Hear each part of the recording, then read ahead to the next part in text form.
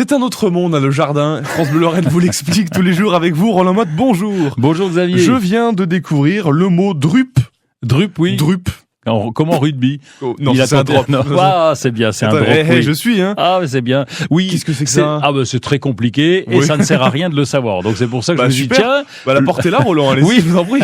Le matin, les gens se réveillent, on est mardi, ils vont être contents avec ça. La drupe, eh bien, c'est un fruit, mais un fruit bien particulier puisque ça va être comme l'olive, la cerise ou encore la prune, l'abricot.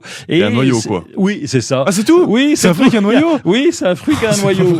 Et oui, mais par exemple, la pomme, pas pareil. Bah, il y a des pépins, quoi. Eh oui, mais c'est pas un noyau.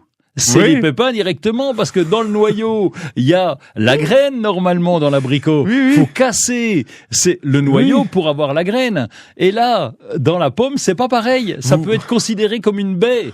Vous vous rendez compte? Vous compliquez la vie pour rien quand même, les jardiniers. Ah oui. Ah bon, on est tordu. Ça, je reconnais. Donc la pomme, par exemple, eh bien, les pépins sont à l'intérieur de la chair. Donc ça devrait être considéré comme une baie, mais botaniquement, on appelle ça une drupe quand même.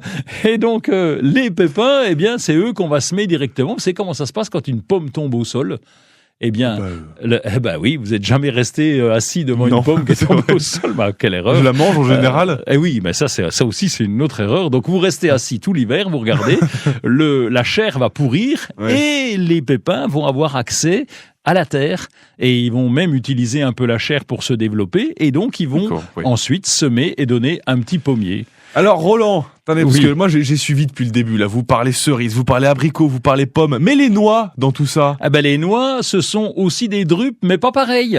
Oui, parce que la noix, en fait, ce qu'on mange, c'est le noyau, et donc là on rejoint, imaginez, le tour, c'est ce qu'on appelle le brou. Vous avez la coque, quoi. Non, il y a la coque, mais avant, il y a un petit emballage gratuit, d'ailleurs, c'est le brou, on fait des choses avec, d'ailleurs on fait un vin qui est avec, et c'est une drupe également, et on va casser le noyau pour avoir la noix qui est à l'intérieur.